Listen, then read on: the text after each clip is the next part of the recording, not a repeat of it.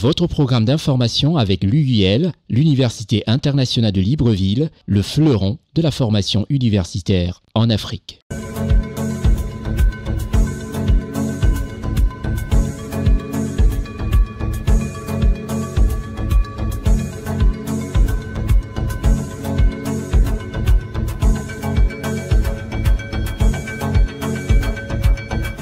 Merci de partager cet instant de bonheur, de politique internationale, surtout panafricaine, en notre compagnie. Je suis Constika. Au sommaire de cette émission, on parlera du Sénégal. Le Sénégal, vous savez très bien, ça a été l'actualité brûlante. Avec la passation de pouvoir, prestation de serment, passation de pouvoir, investiture du nouveau président de la République du Sénégal, son Excellence Bassirou Diomaye Diakhar Faye. Nous allons parler du Togo, cette courte visite du président de la RDC au pays du président Faure et Sossimba Yassimbe. Nous allons faire un tour au Gabon et voir aussi l'actualité brûlante au Gabon, le dialogue national. Nous irons en Guinée Conakry, le pays de Mamadi Doumbouya. Ensuite au Congo-Brazzaville, marqué par la venue du président du Sénat français. Nous irons au Cameroun et en Côte d'Ivoire aussi. L'actualité a été brûlante. Restez des nôtres. Nous ouvrons cette émission, ce programme hebdomadaire d'information politique, économique et touristique par la Côte d'Ivoire. La Côte d'Ivoire du président Alassane Ouattara. Le président de la République de Côte d'Ivoire, chef de l'État, Alassane Ouattara, était à l'aéroport international Félix Houphouët-Boigny pour l'accueil de son Excellence, M. Sergio Mattarella, président de la République italienne, pour une visite officielle de 3 jours en Côte d'Ivoire. À cette occasion, un accueil chaleureux lui a été réservé, ainsi qu'à toute sa délégation italienne, comme vous le voyez, comme vous le découvrez à Saint-Estan, à l'aéroport Félix Houphouët-Boigny, en présence du président de la République, son Excellence Alassane Ouattara himself. Reportage Ousmane Koulibaly, Lévite-Vonan. L'Italie est un pays européen bordé par la Méditerranée et l'Adriatique. Le président de la République d'Italie, son Excellence Sergio Mattarella, en visite de travail à Abidjan pour une durée de 72 heures, est arrivé le mardi 2 avril 2024 à 17h30 en Côte d'Ivoire.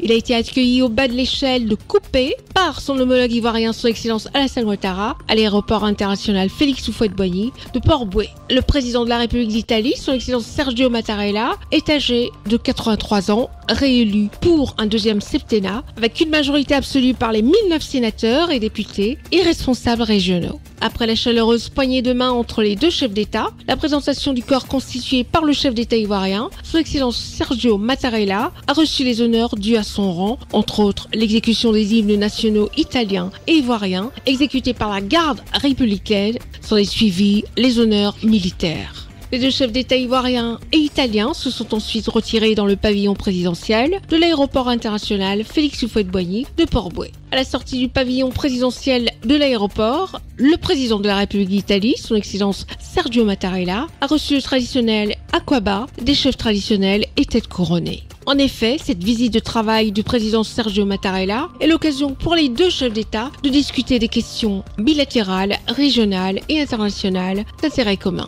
Ainsi, plusieurs accords seront revus dans différents domaines d'activité entre l'Italie et la Côte d'Ivoire. Il s'agit notamment des accords commerciaux, économiques, culturels, éducatifs ou autres visant à renforcer la coopération entre les deux pays. Il est à noter que le président de la République de Côte d'Ivoire, son Excellence Alassane Ouattara, avait effectué 2 visites officielles en Italie en août 2015 dans le cadre de la journée ivoirienne, à l'exposition de Milan et en novembre 2015 pour le sommet de la Valette sur l'immigration.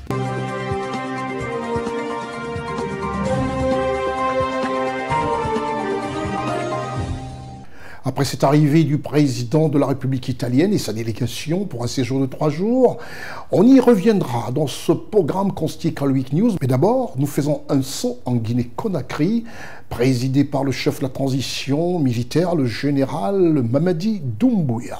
En Guinée-Conakry, le président de la République, son Excellence Mamadi Doumbouya, a reçu la prestation des serments des ministres et ambassadeurs accrédités en République de Guinée-Conakry. Un reportage de Charlotte Abdoulaye, Richard Gérard Gozo et Marcel Bassolet.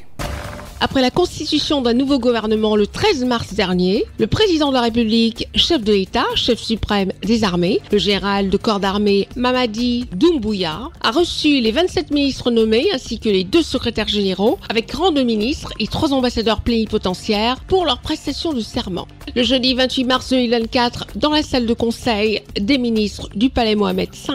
La cérémonie s'est déroulée en présence des hautes personnalités telles que le Premier ministre chef du gouvernement, Amadou Ouriba, le ministre secrétaire général de la présidence, le général Amara Kamara, et le ministre directeur du cabinet présidentiel, Djiba Diakité. La prestation de serment est devenue désormais une tradition en Guinée, une occasion solennelle, ainsi qu'un acte officiel qui engage les différents prestataires à respecter les dispositions de la charte de transition, à œuvrer en droite ligne avec la vision du CNRD dans l'intérêt général du peuple de Guinée. Œuvrant dans le but de continuer à servir les Guinéens dans la justice, la transparence et de bâtir une nation unie, une administration forte, dynamique et moderne, le président de la République, chef de l'État, chef suprême des armées, le général de corps d'armée Mamadi Doumbouya, a placé sa confiance en des cadres désormais appelés à jouer chacun un rôle majeur dans l'atteinte des objectifs du CNRD. Acte d'engagement sur l'honneur. Je sous-signais Fatima Camara que dans mes fonctions de ministre de la Pêche et de l'économie maritime, promets et jure devant Dieu et sur mon honneur à accomplir avec loyauté, fidélité et dévouement mes fonctions et charges d'État. Après cette série de prestations de serment, des prières ont été dites par le Premier ministre, chef du gouvernement, Amadou Ouriba, pour que le Tout-Puissant répande sa grâce sur la Guinée et guide cette nouvelle équipe gouvernementale dans les différentes missions qui lui ont été assignées. Avant de les renvoyer dans l'exercice de leurs fonctions, le président de la République a prodigué des sages et utiles conseils aux nouveaux membres du gouvernement en les enjoignant de travailler pour répondre aux préoccupations majeures de l'ensemble des populations guinéennes. En tant que membre du gouvernement, que vous fassiez preuve d'exemplarité vis-à-vis de vos subordonnés et surtout d'abnégation.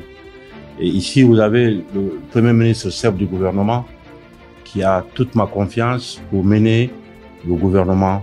Vous êtes assez grand déjà pour prendre les bonnes décisions.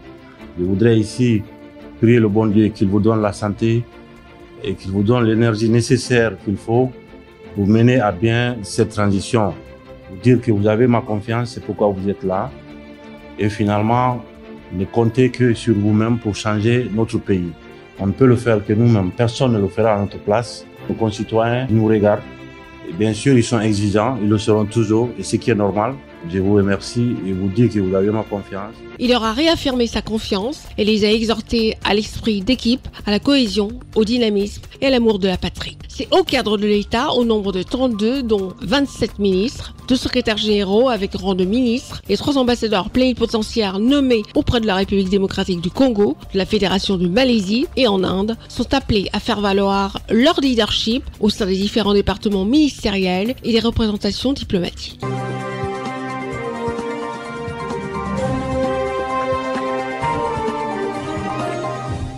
Après la Guinée-Conakry, qui se comporte merveilleusement bien, et la prestation des serments des ministres du gouvernement, puisque c'est désormais cela en Guinée-Conakry, tous les ministres prêtent serment, ainsi que les ambassadeurs accrédités. Nous allons faire un crochet du côté du Cameroun. Au Cameroun, présidé par son Excellence Paul Biya, président de la République du Cameroun. Dans ce pays situé au centre de l'Afrique équatoriale, il s'agit de parler de la transformation d'un tubercule appelé le manioc. Et dans la ville de Saint-Mélima, dans la région du sud au Cameroun, une prise de conscience réelle, comme nous le confirme M. Christophe Eken, président du CECIMA. La transformation du manioc devient une chose évidente dans cette région du Sud Cameroun, comme nous l'atteste ce reportage signé Raoul Sankoué, Eric Bikek et Séverin Tchatchoua.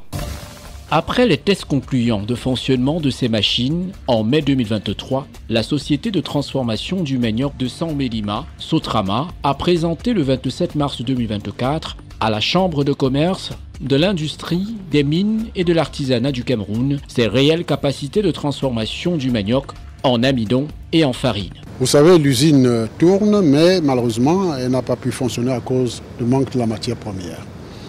Donc aujourd'hui, nous sommes rassurés d'avoir de la matière première et de pouvoir produire de l'amidon, de la farine pour livrer les fournisseurs de la place à un bon prix.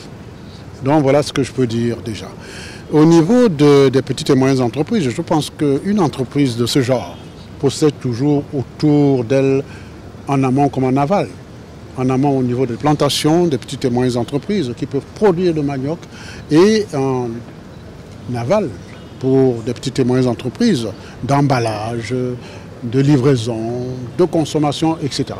Donc voilà pourquoi nous nous sommes ici réunis aujourd'hui avec les fournisseurs, dont particulièrement Madame qui représente une grande société de la place. Je ne voudrais pas en faire la publicité, je lui laisse le soin, mais nous sommes aujourd'hui heureux de voir que le gouvernement a repris ce projet en main et nous sommes là pour l'accompagner jusqu'au bout pour que ça se réalise.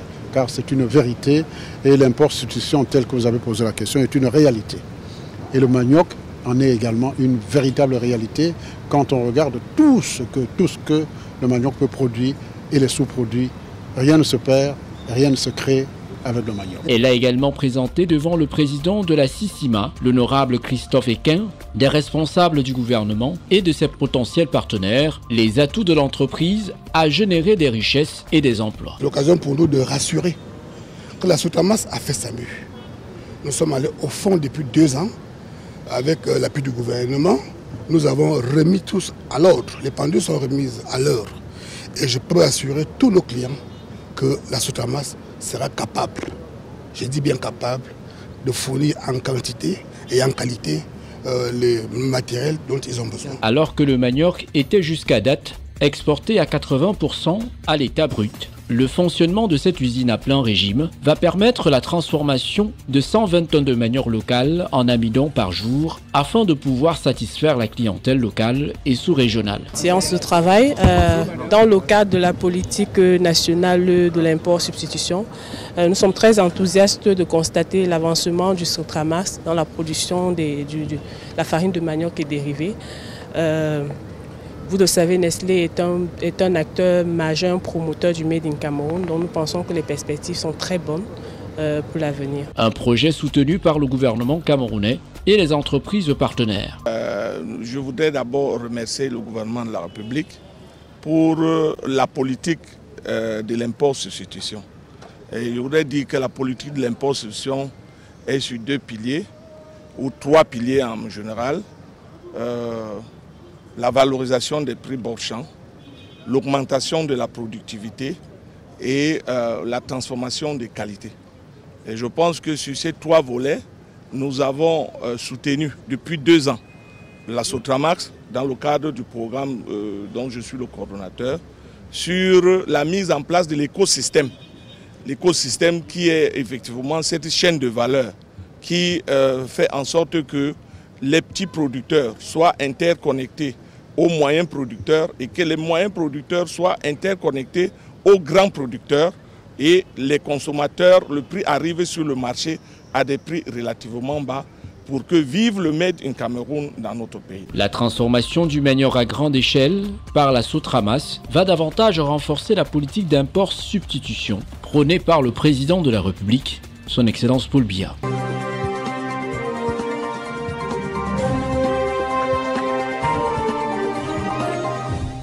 Je parlais à l'entame de cette émission de la République du Togo, ce beau petit pays en Afrique de l'Ouest, le pays présidé par son Excellence Faure Essoe-Singba-Yassimbe.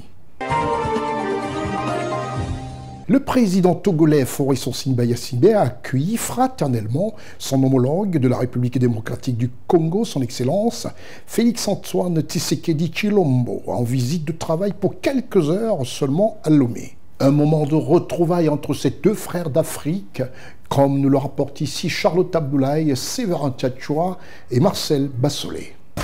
À l'invitation du président de la République du Togo, son Excellence Faure Essoe-Singba-Yassimbe, le président de la République démocratique du Congo, son Excellence Félix-Antoine Tshisekedi Tshilombo, a effectué le 27 mars 2024 une visite d'amitié et de travail à Lomé. Accueillis au pied de la passerelle par son Excellence Faure Essoe-Singba-Yassimbe, après les cérémonies d'usage, les 2 chefs d'État se sont rendus au palais présidentiel. Ce déplacement du président de la République démocratique du Congo, son Excellence Félix Antoine Tshisekedi Tshilombo, s'inscrit dans le cadre des consultations régulières entre les deux dirigeants visant à renforcer la coopération qui lie le Togo et la République démocratique du Congo, RDC. Le chef de l'État togolais, son Excellence Faure Essozimna Gnassingbé, et son homologue congolais, son Excellence Félix Antoine Tshisekedi Tshilombo, ont eu des entretiens en tête-à-tête au cours desquels ils ont passé en revue la coopération bilatérale et réaffirmé leur volonté à œuvrer au renforcement de ce partenariat dans divers domaines d'intérêt commun. Les deux chefs d'État ont également évoqué les questions de paix et de sécurité dans les différentes régions du continent. La dernière rencontre entre les deux dirigeants remonte au 28 juillet 2023 à Kinshasa lors de la cérémonie inaugurale des 9e Jeux de la francophonie à Kinshasa.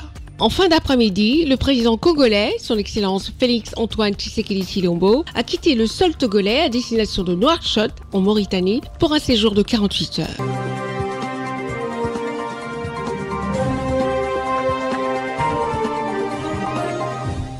Après le Togo, nous atterrissons en Côte d'Ivoire, le pays présidé par son Excellence Alassane Ouattara. Et je disais tantôt, en parlant du Cameroun, la transformation locale de cette tubercule, à savoir le manioc, en Côte d'Ivoire, au pays du président Alassane Ouattara, on est un peu focalisé sur le cacao.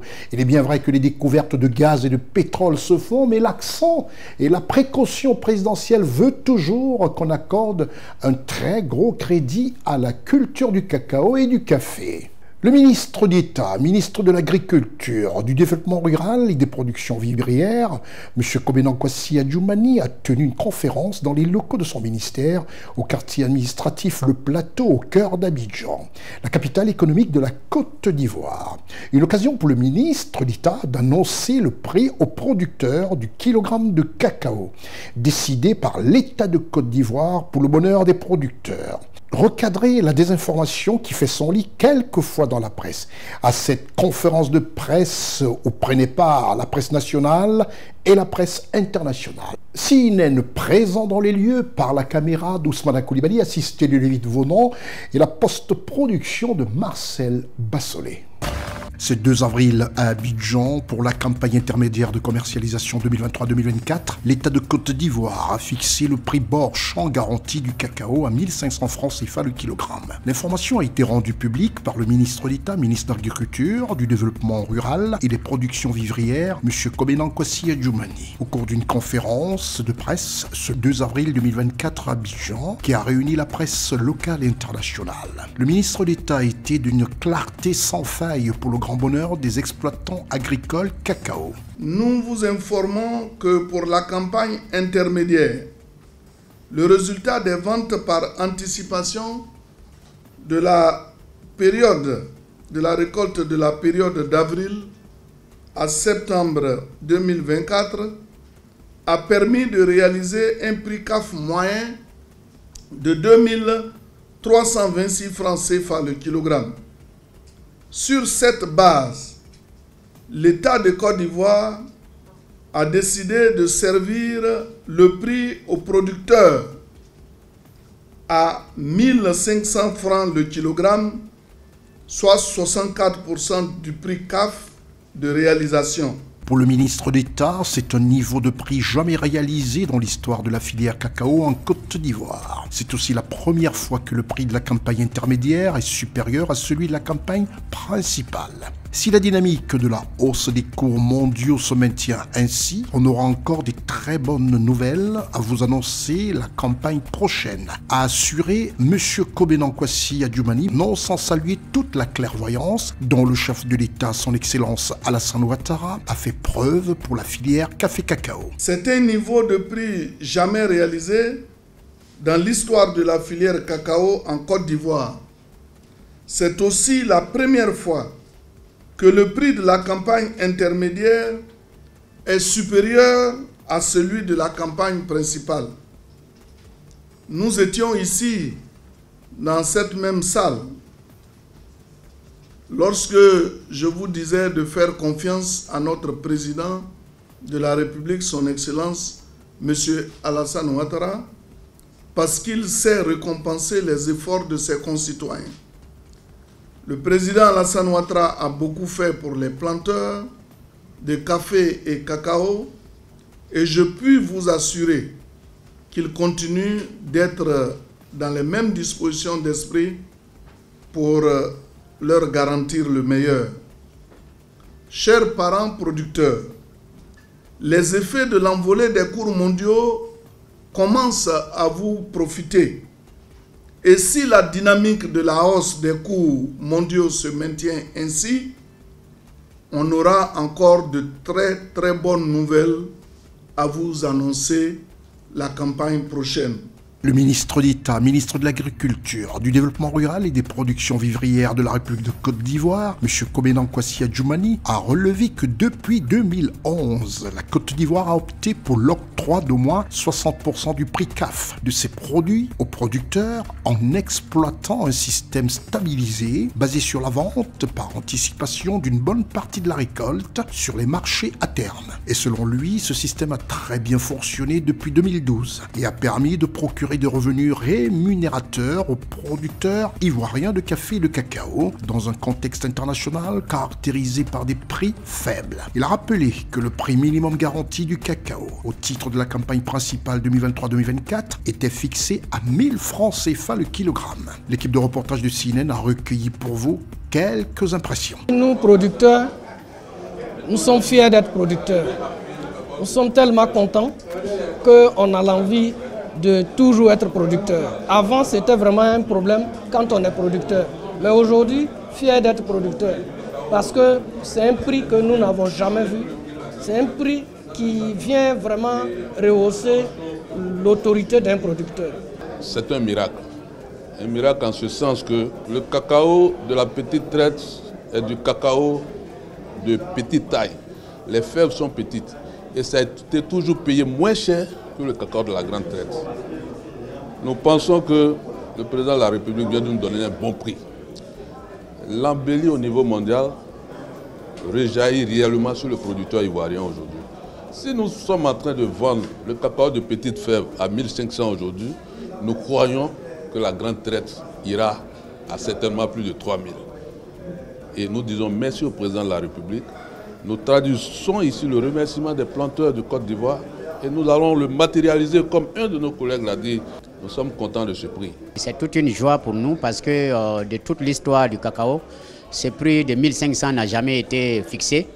Et aujourd'hui, savoir qu'une tonne de cacao coûte 1 500 000 francs, c'est vraiment agréable et c'est une satisfaction pour l'ensemble des sociétés coopératives. Il est à noter que la filière café-cacao est le fer de lance de l'économie ivoirienne pour sa contribution à plus de 40% des recettes d'exportation et à plus de 15% du PIB.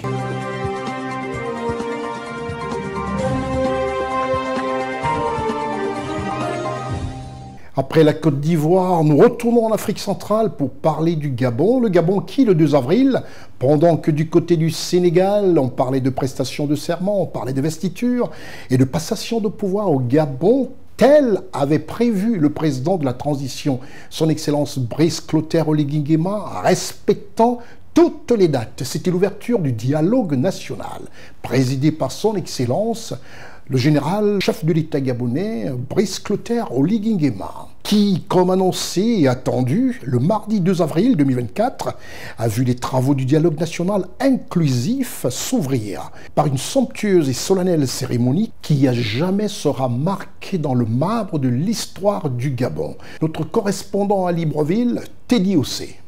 Le palais des sports de Libreville a été pris d'assaut par une véritable marée humaine. À croire qu'aucun Gabonais ne voulait manquer ces instants mémorables. Tout y était. Solidarité enthousiaste, communion fusionnelle et émotion vibrante. Faste et somptuosité étaient en harmonie parfaite avec la prestigieuse présence du président de la transition gabonaise, Brice Clotaire Oligui Nguema, qui avait à ses côtés son homologue centrafricain, Faustin Archange Touadéra. L'atmosphère et l'ambiance avaient de manière marquée une fusion fraternelle qui laissait transparaître un Gabon retrouvé, uni et fier. Le clergé, dans toutes ses composantes confessionnelles, est au directoire de ce dialogue national inclusif. Et les différentes adresses faites allaient dans le sens que l'issue des travaux devrait opérer la genèse d'une renaissance d'un Gabon de droit, de justice, de solidarité par une gouvernance exemplaire et vertueuse. Peuple gabonais,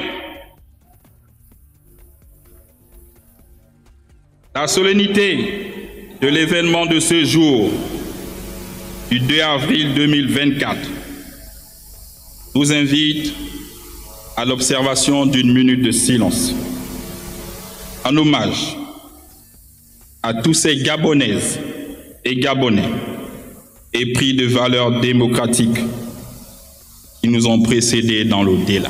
Ouvrir ces travaux du dialogue national inclusif équivaut à ouvrir une page de ce grand livre de notre histoire. Permettez-moi de commencer par remercier le président de la République centrafricaine, Faustin Archange Touadéra,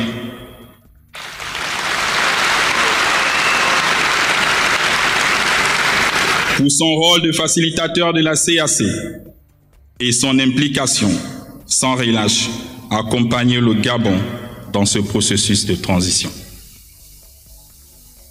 Ces remerciements s'adressent également à tous nos amis de la CAC, dont l'action déterminante a déjà permis d'aboutir à la levée des sanctions qui pesaient sur le pays. L'armée a fait sa part. Il revient donc au clergé, à l'Église, de faire la leur.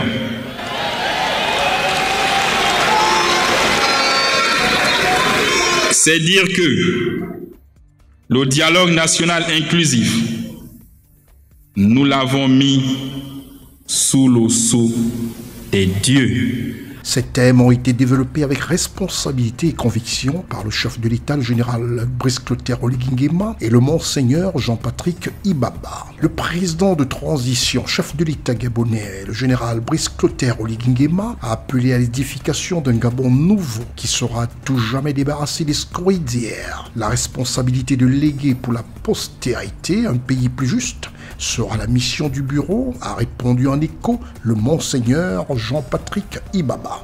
Chers compatriotes, ce dialogue constitue, j'en suis convaincu, l'espoir de tous les Gabonais de voir enfin notre cher pays sortir de ces crises multiformes et d'emprunter résolument et définitivement le chemin de la restauration des valeurs, de l'intégrité, de la fraternité, du partage, du développement socio-économique qui font les grandes nations. Devant l'assistance nombreuse, le président de la transition, Brice Clotaire Oligui Nguema, a promis et affirmé qu'il transformera en texte les décisions du dialogue national. J'en appelle à la responsabilité et au patriotisme de tous, pour qu'à nouveau, unis dans la concorde et la fraternité, le Gabon rêvé par nos ancêtres, nos pères, nos aînés, tels que Bombé, Wongo, Emantolé, Léomba, René Paul Soussat, Germain-Ba, Paul Indjenje Ngonjo, Omar Bongo, Ndouna Depeno, Simon Oyonaba, Joseph Renzambe, Martine Oulabou, Pierre Mambundu et bien d'autres s'éveillent et demeurent dignes d'envie.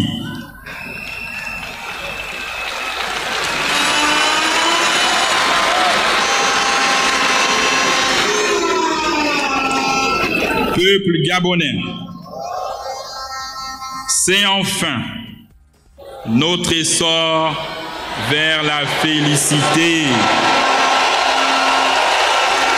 Honneur et fidélité à la patrie, je déclare ouvert les travaux du dialogue national inclusif. Les moments de réjouissance de ces assises ont vu la prestation de l'icône de la musique gabonaise, Pierre Claver Nkendengue, qui a électrisé, invité participants. Et que dire de la maestria et surtout de ce retour inattendu d'André Pepe Zé, dont le classique titre Nzal porte la symbolique et la philosophie qui cadrent avec la circonstance. Toutes choses qui ont fini par émouvoir de façon touchante et humaine le général Brice Clotaire Oligui Nguema et par la suite, comme une sensation contagieuse, le titre Libérer la liberté a fait chavirer le tout palais des sports de Libreville. Le prince Martin Rompavette n'était pas en reste, mais plutôt bien en verve en chantant son ode à la démocratie. Les Gabonaises et les Gabonais ont un mois pour confectionner et écrire une page nouvelle qui viendra consacrer un véritable état de droit tel que souhaité par tous.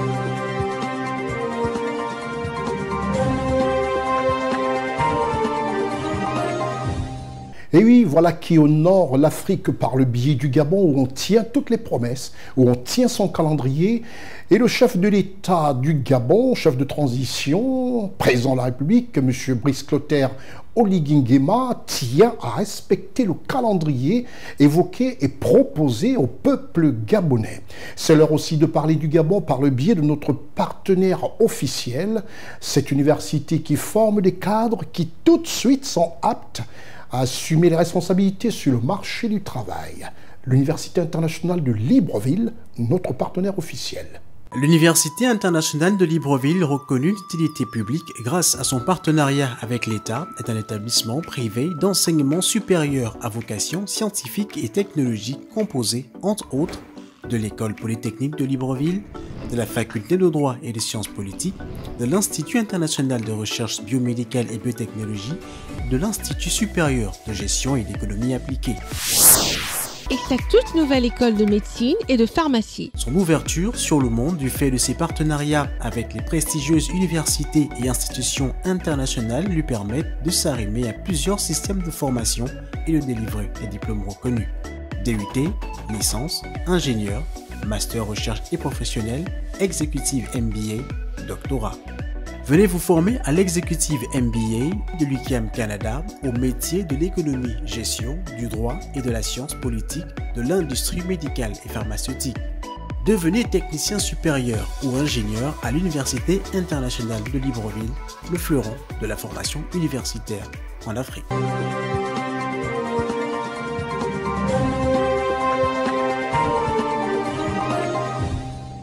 Et oui, plus besoin de quitter notre belle Afrique. Voilà une grande école, une grande université qui rouvre ses portes à tous les Africains avec des professeurs à guérir l'enseignement supérieur pour le bonheur de notre Afrique. Nous quittons le Gabon pour le Congo juste après la réclame. Au Congo-Brazzaville, dirigé par le président Denis Sassou Nguesso, l'heure a été à l'accueil réservé à la délégation du Sénat français. Le président du Sénat français, M. Gérard Larcher, a séjourné à Brazzaville, au Congo, et a été accueilli par son homologue congolais, M. Pierre Ngolo. Durant ce séjour, un entretien a été prévu avec le président de la République congolaise, son Excellence Denis Sassou Nguesso. Comme nous le rapportent ici Charlotte Abdoulaye et Bassonnet Marcel. Il est un peu plus de 20 heures quand le président du Sénat français, M. Gérard Larcher, est accueilli à l'aéroport international de Maya-Maya, à Brazzaville, par son homologue congolais, M. Pierre Ngolo. En toile de fond du séjour de travail du président du Sénat français, M. Gérard Larcher en terre congolaise, le renforcement des liens de coopération parlementaire entre le Sénat français et le Sénat congolais. Le but majeur de cette visite est de concrétiser l'accord de coopération signé entre les deux Sénats en décembre 2023 en France. Nous avons décidé en effet de prendre le temps de rencontrer, de partager, de construire le partenariat entre nos deux Sénats et de nous consacrer qu'à la République du Congo. C'est vraiment la marque de ce déplacement. C'est vraiment de mettre en œuvre d'abord cet accord de coopération que nous avons signé au mois de décembre.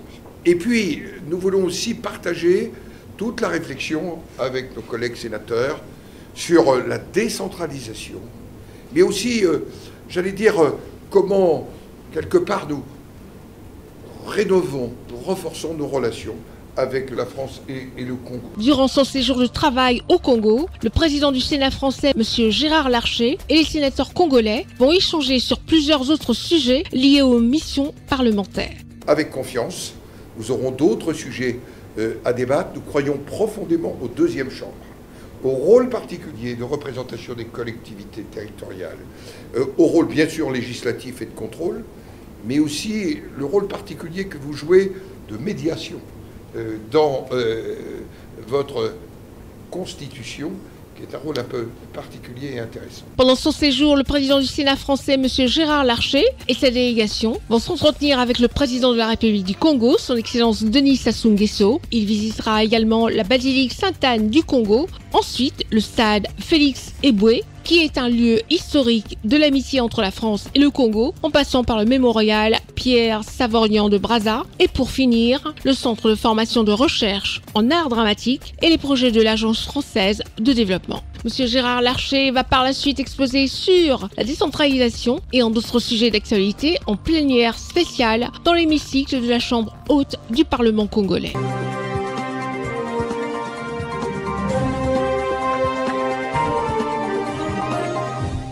Retour en Côte d'Ivoire pour parler de ce séjour du président italien, M. Sergio Mattarella. Un séjour prévu pour 3 jours.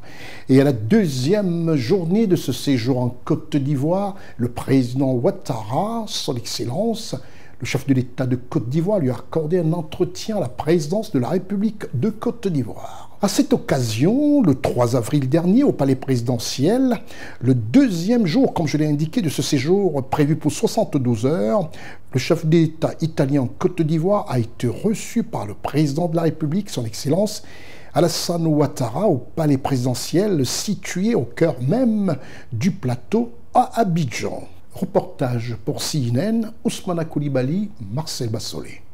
Le vice-président de la République de Côte d'Ivoire, le ministre de l'Intérieur, précède l'arrivée au palais présidentiel du chef de l'État de la République de Côte d'Ivoire, son Excellence Alassane Ouattara, dont le cortège fait son entrée dans l'enceinte du palais de la présidence de la République. Le mercredi 3 avril 2024, il est très exactement 10h57. La raison est salutaire, la visite officielle du président de la République d'Italie, qui lui à son tour, ainsi que la forte délégation qui l'accompagne, arrive à 11h. Accueilli sur le perron du palais présidentiel par son Excellence Alassane Ouattara, chef de l'État de Côte d'Ivoire. Les deux personnalités politiques posent pour la photo officielle. C'est alors que les deux chefs d'État font leur entrée dans le palais présidentiel pour une séance d'entretien qui aura duré plus d'1 heure d'horloge en présence du côté ivoirien de M. Tiemoko Meyele Kone, vice-président de la République de Côte d'Ivoire, M. Fidel Sarasoro, ministre, directeur du cabinet présidentiel, M. Vagondo Diomandé, ministre de l'Intérieur, M. Kakou Wadja Léon Adom, ministre des Affaires étrangères, et Mme Masséré Touré Kone, secrétaire générale de la présidence de la République de Côte d'Ivoire. Tous face à une imposante délégation italienne qui justifie le caractère officiel et respectueux de la relation entre la Côte d'Ivoire et l'Italie dans nombreux domaines, ainsi qu'une amitié entre les deux chefs d'État ivoiriens et italiens. C'est à la fin de ce fructueux entretien qu'un point de presse face à la presse nationale et internationale sera accordé par le président de la République d'Italie, son Excellence Sergio Mattarella, aux côtés du président de la République de Côte d'Ivoire, son Excellence Alassane Ouattara. Monsieur le Président, je suis très heureux de vous accueillir en Côte d'Ivoire à l'occasion de la visite officielle que vous effectuez dans notre pays. Je vous souhaite à vous-même ainsi qu'à l'importante délégation qui vous accompagne le traditionnel Akwaba en terre ivoirienne. Akwaba veut dire bienvenue, Monsieur le Président. La Côte d'Ivoire et l'Italie entretiennent des liens d'amitié depuis l'établissement des relations diplomatiques entre nos deux pays en 1961, c'est-à-dire quelques mois seulement après l'indépendance de la Côte d'Ivoire. Monsieur le Président, nous avons passé en revue la coopération entre nos deux pays et nous nous sommes félicités du dynamisme et du renforcement de nos relations au cours de ces dernières années. En effet, le volume des échanges commerciaux bilatéraux globaux est en constante hausse. Il est passé de 483 millions d'euros en 2021 à plus de 595 millions d'euros en 2022, soit une hausse de plus de 23%. Nous avons aussi noté avec satisfaction l'implantation d'environ 80 entreprises italiennes en Côte d'Ivoire. Et à cet égard, nous nous sommes félicités de la fructueuse collaboration avec le groupe Eni, qui a récemment fait la découverte avec Petrosi d'importants gisements de pétrole et de gaz pour des investissements de 9 et 6 milliards de dollars respectivement pour Baleine et Calao, c'est-à-dire 9 milliards de dollars pour Baleine et 6 milliards de dollars pour Calao. Nous encourageons les entreprises italiennes à s'intéresser également à la transformation du cacao et de l'anacarde. Monsieur le Président, au cours de nos échanges, j'ai salué la ferme volonté du gouvernement italien dirigé par le président du Conseil, Mme Giorgia Meloni, de donner un nouvel élan à la coopération avec le continent africain.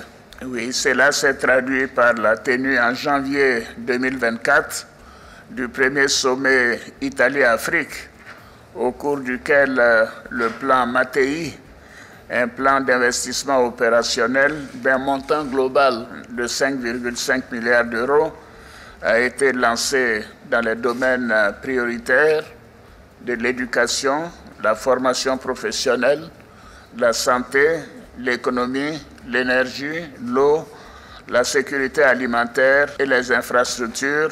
Je me réjouis que la Côte d'Ivoire ait été sélectionnée pour le volet santé, comprenant les femmes, les enfants et les personnes vulnérables. Nous avons aussi évoqué les questions liées à la lutte contre la migration irrégulière, ainsi que le choix porté sur la Côte d'Ivoire pour être parmi les pays bénéficiaires du programme 2023-2025 du flux d'entrées légaux en Italie pour des travailleurs étrangers.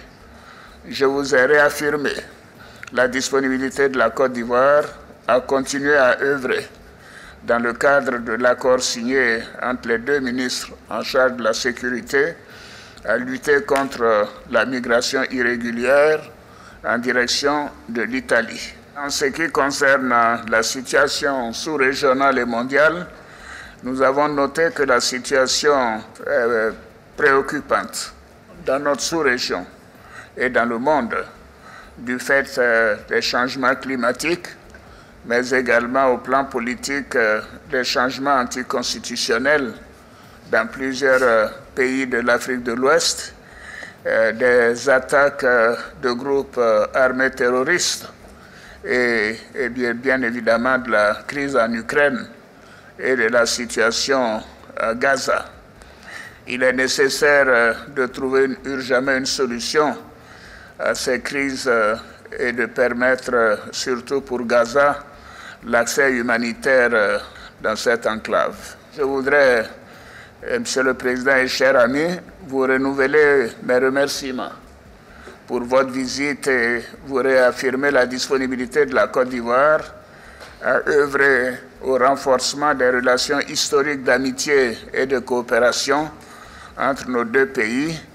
Bon séjour en Côte d'Ivoire. Le président Alassane Ouattara a rappelé à la presse nationale et internationale les excellentes relations entre l'Italie et la Côte d'Ivoire, ainsi qu'un tour horizon qu'ils ont effectué durant leur entretien sur l'économie nationale, le terrorisme, la situation dans le Moyen-Orient, avec une grande satisfaction du président italien sur les excellentes relations de coopération entre son pays et la Côte d'Ivoire, comme il l'a confirmé, date de 1961. Je vous remercie beaucoup, Monsieur le Président, de l'accueil que vous m'avez réservé, que vous avez réservé à ma délégation. Les relations entre la Côte d'Ivoire et l'Italie sont excellentes en raison de l'amitié qui existe entre nos deux pays et également du fait que nous partageons les mêmes valeurs fondamentales qui sont celles de la paix, de la solidarité et du dialogue entre les pays.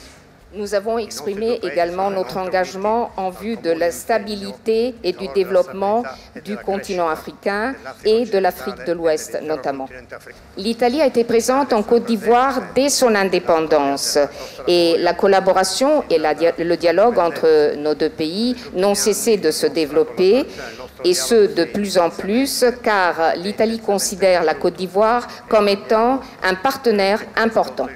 Nous avons parlé avec le président Ouattara d'accroître, de renforcer notre collaboration également dans le domaine culturel, dans le domaine des universités, également de l'échange de jeunes. J'ai remercié le président Ouattara de la contribution de la Côte d'Ivoire à l'économie italienne. J'ai également remercié le président Ouattara pour son appréciation du plan Mattei, dont le but est de travailler en commun pour développer le continent africain. Et nous comptons beaucoup sur la collaboration de la Côte d'Ivoire, Monsieur le Président, pour concevoir, décider et mettre en œuvre des initiatives, des actions dans le domaine de la formation, par exemple, et dans d'autres domaines dont nous avons parlé. Et ce, parce que nous sommes convaincus d'un avenir commun entre l'Afrique et l'Europe, d'un partenariat qui doit être concret, qui doit être égalitaire, qui doit être basé sur le respect mutuel. Nous reconnaissons le rôle de la Côte d'Ivoire en faveur de la stabilité dans la région et nous soutenons l'action de la Côte d'Ivoire et de la CEDEAO, qui est très importante dans ce domaine, justement pour renforcer la stabilité dans la région. Ce qui nous unit également, Monsieur le Président, c'est notre lutte contre le terrorisme djihadiste qui met en danger la coexistence paisible entre nos peuples. L'Italie souhaite contribuer aux activités de l'Académie internationale de lutte contre le terrorisme, qui a son siège ici en Côte d'Ivoire. Également, je voudrais souligner notre détermination à lutter contre la piraterie et les trafics dans le golfe de Guinée. Nous avons également parlé de la crise en Europe et au Moyen-Orient. Et nous avons beaucoup apprécié la position de la Côte d'Ivoire vis-à-vis de l'agression de l'Ukraine par la Russie. Position de la Côte d'Ivoire qui est pleinement conforme aux valeurs et aux principes des Nations Unies. Et je voulais aussi renouveler à Monsieur le Président et à tout le peuple ivoirien nos félicitations pour avoir remporté la Coupe d'Afrique. Les éléphants, la victoire des éléphants qui a été un grand succès non seulement dans le domaine sportif mais également sur le plan de l'organisation.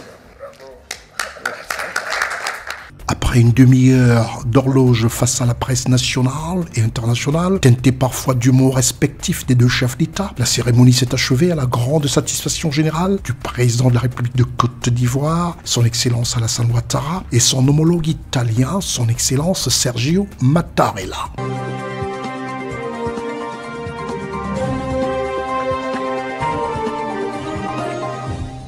C'est alors qu'en soirée, aux environs de 20h, un dîner d'honneur a été offert au président Sergio Mattarella, président de la République italienne, ainsi que toute la délégation qui l'accompagne. Un dîner d'honneur au palais présidentiel de la République de Côte d'Ivoire, dans la pure tradition d'accueil en Côte d'Ivoire, a été offert au président italien, son épouse, et à toute la délégation italienne par son Excellence Alassane Ouattara, en présence de la première dame de Côte d'Ivoire, Madame Dominique Ouattara, du vice-président de la République de Côte d'Ivoire, du Premier ministre, chef du gouvernement, du grand chancelier de la République de Côte d'Ivoire, des présidents des institutions, du ministre directeur du cabinet présidentiel, de la secrétaire générale de la présidence de la République de Côte d'Ivoire, du clergé, des membres du gouvernement et de la délégation italienne. Après l'allocution du chef de l'État de Côte d'Ivoire, son Excellence Alassane Ouattara, et celui du président italien Sergio Mattarella, un toast levé par les chefs d'État comme pour ouvrir ce dîner offert dans la salle des pas perdus de la présidence de la République de Côte d'Ivoire. Et à cette occasion, le président italien Sergio Mattarella a été élevé à la dignité de Grand Croix de l'Ordre national de Côte d'Ivoire par le grand chancelier de la République de Côte d'Ivoire. Quelques photos souvenirs ont marqué ainsi cette belle soirée ivoiro-italienne qui clôture aussi la fin de séjour en Côte d'Ivoire du président italien Sergio Mattarella, qui était accompagné de son épouse et une forte délégation italienne pour une visite officielle dans un pays ami de l'Italie, la Côte d'Ivoire, marqué par le sceau d'une amitié entre son Excellence Alassane Ouattara et son Excellence Sergio Mattarella.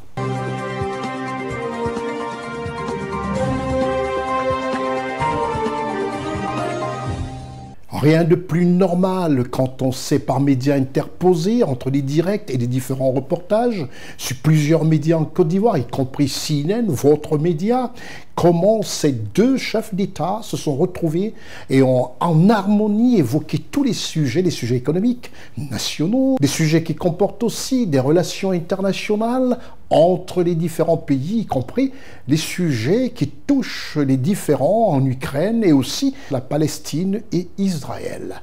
Restez des nôtres, c'est l'heure du grand format.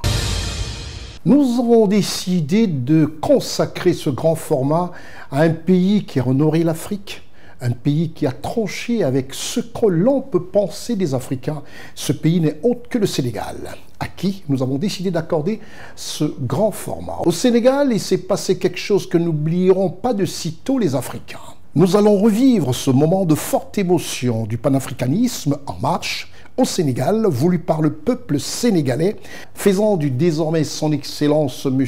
Bassirou Diomaye Diakhar Faye le 5e président élu démocratiquement au Sénégal. Ce pays dont les élections, le scrutin se passe en 2 tours, et ce jeune président de 44 ans d'âge a été élu au premier tour, dans une performance incroyable, comme nous relate ici ce grand format goupillé par toute l'équipe de rédaction de CNN.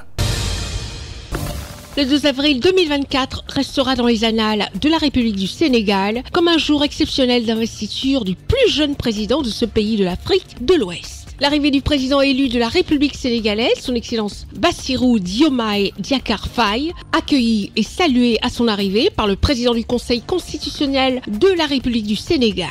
C'est alors qu'il fait son entrée vêtu d'un costume bleu nuit qui lui va à merveille, accompagné du ministre des Affaires étrangères du Sénégal, du président du Conseil constitutionnel du Sénégal, direction le salon d'honneur pour une dernière concertation avec le président du Conseil constitutionnel, alors que dans la salle pleine à craquer sont installés des invités et s'ensuit un ballet de personnalités nationales et étrangères, des chefs d'État des pays amis, des chefs de mission diplomatiques, des représentants d'institutions, des représentants des chefs d'État, à l'exemple de son Excellence Siemoko Meïlé Koné, vice-président de la République de Côte d'Ivoire. Une prestation de serment inédite par une élection inédite dans le calme du plus jeune président africain élu démocratiquement. Ce qui a grandi le Sénégal face à l'opinion internationale, de voir que le Sénégal n'a jamais failli à sa vocation de grand pays démocratique, ayant depuis le 24 mars 2024 un nouveau chef d'État âgé de 44 ans, élu au premier tour avec plus de 54,28% de suffrages exprimés. Monsieur Bassirou Diomaye Diakhar Faye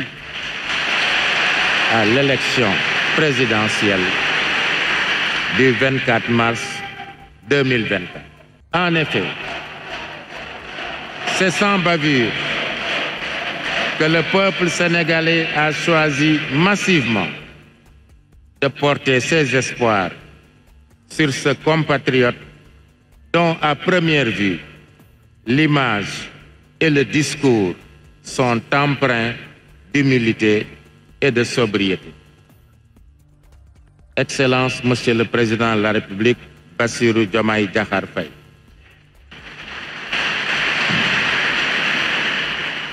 Vous êtes le choix incontestable et éclatant du peuple sénégalais.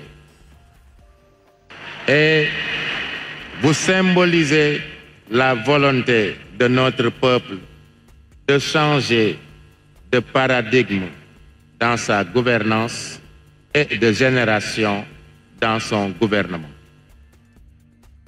Vous portez désormais sur vos épaules les espoirs de toute une nation, en particulier de ces jeunes hommes et jeunes femmes, accompagnés parfois d'enfants, dont l'aspiration à un travail digne et une vie décente est encore intacte, au point de risquer leur vie en affrontant les océans ou l'immensité des sables du désert dans une quête tragique et souvent illusoire d'une vie meilleure ailleurs. La cérémonie de prestation de serment du président de la République est tenue sur le fondement de l'article 37 de la Constitution, qui dispose: le président de la République est installé dans ses fonctions après avoir prêté serment devant le Conseil constitutionnel.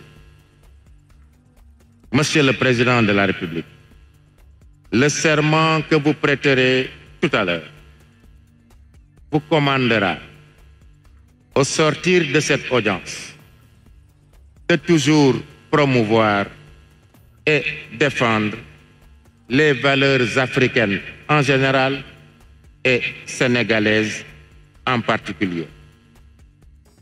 Il y a comme une exigence de solidarité, malgré nos diversités culturelles, géographiques, religieuses entre autres, qui justifie la présence à vos côtés et aux côtés du peuple sénégal d'éminents chefs d'État de pays amis et de pays voisins, ainsi que les représentants d'institutions régionales et internationales venus célébrer avec nous l'une des plus belles fêtes de la démocratie. Nous les saluons et les remercions d'avoir rehaussé de leur présence la solennité de cette audience. Monsieur le Président de la République, fleurissent et portent leurs fruits. Que le Tout-Puissant vous assiste.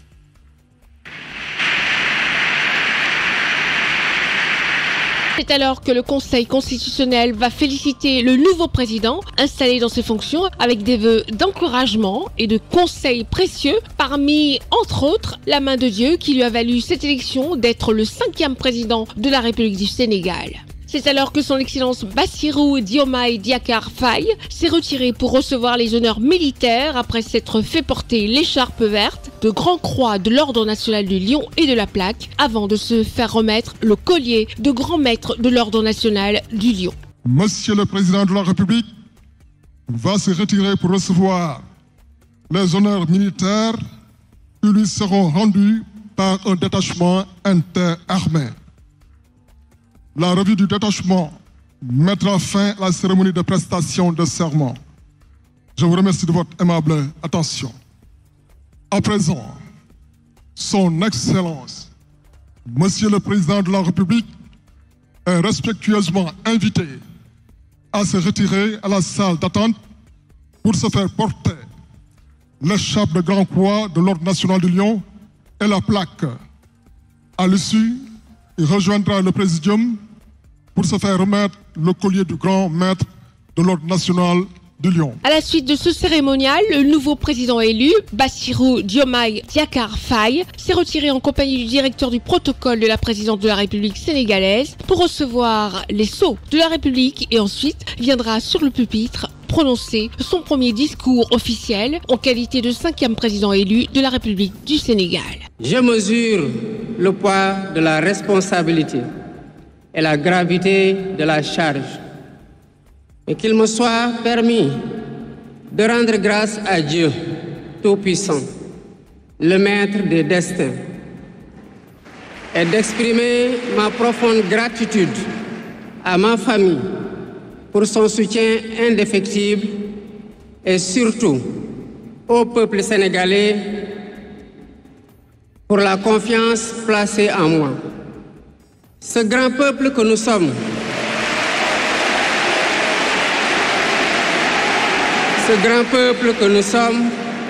au prix de vies perdues, de blessures irréversibles, de libertés confisquées, de carrières brisées, a démontré à maintes occasions et dans des moments critiques son attachement à la paix et aux valeurs républicaines. En m'adressant à vous à ce jour, il me revient le douloureux souvenir des martyrs de la démocratie sénégalaise, des amputés, des blessés et des anciens prisonniers. Je garderai toujours à l'esprit les lourds sacrifices consentis afin de ne jamais vous décevoir. Hommage doit aussi être rendu à nos aînés qui se sont battus pour l'avènement de la démocratie sénégalaise. Ils ont posé les solides fondements d'une nation indépendante et d'un état de droit secoué par moments, mais toujours debout. Le Sénégal, sous mon magistère, sera un pays d'espérance, un pays apaisé, avec une justice indépendante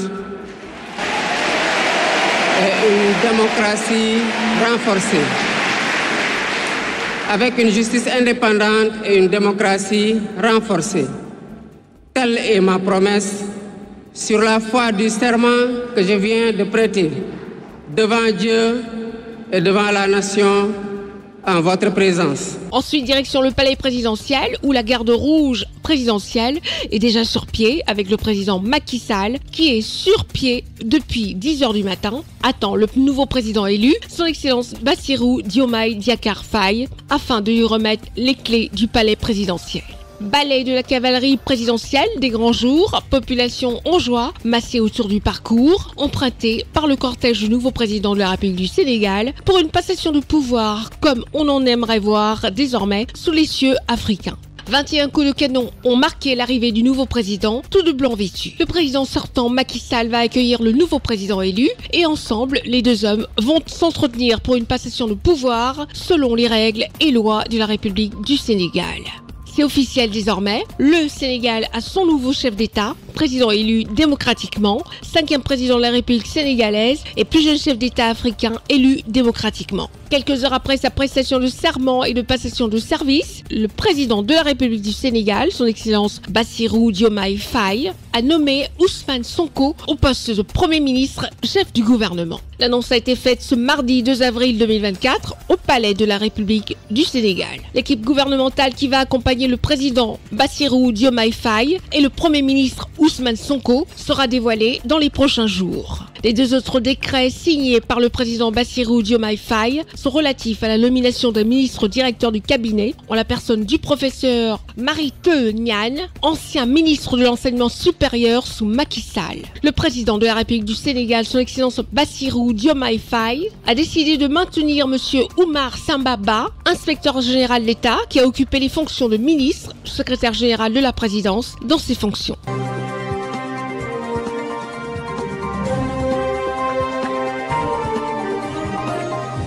Juste après cette investiture, cette prestation de serment et cette passation de pouvoir, contrairement à ce qui se fait ailleurs, le nouveau chef d'État sénégalais, son Excellence Bassirou Diomaye Diakhar Faye, a procédé de facto à la nomination du Premier ministre, M.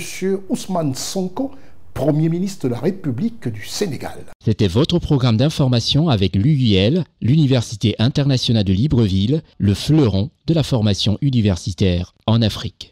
C'est terminé pour cette émission Constieka All Week News, tout en vous rappelant de continuer à regarder votre télévision, celle sur laquelle vous êtes, et aussi sur les www.cinentv.ci et en replay sur www.ciwebinfo.net, dont l'information en continu 24 heures sur 24. Et c'est aussi pour moi l'occasion, et surtout toute l'équipe de CNN, de dire simplement à Dieu le Père de bénir le Sénégal, la nouvelle équipe dirigeante, son Excellence M. Bassirou Diomaye Diakhar Faye, le Premier ministre M.